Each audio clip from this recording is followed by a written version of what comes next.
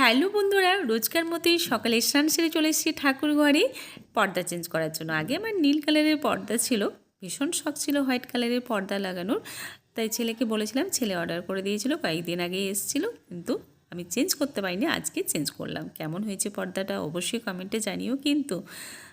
তারপরে রোজকার মতোই নিত্য সেবা দিয়ে চলে এলাম রান্নাঘরে। আগেই সবজি কেটে মশলা বেটে গুছিয়ে গিয়েছিলাম, তাই খুব চটজলদি রান্নাটা হয়ে গেল। যেহেতু হাজব্যান্ডের দুজনে থাকি, তাড়াতাড়ি খেয়ে নিলাম, ব্যাস। এরপর চলে এসেছি দোতলায়। সোফার কভার, দুটো মশারি নোংরা হয়েছিল, সেগুলো ওয়াশিং মেশিনে কেচে ছাদে শুকাতে দিয়ে এসে চলে এলাম বেডরুমের।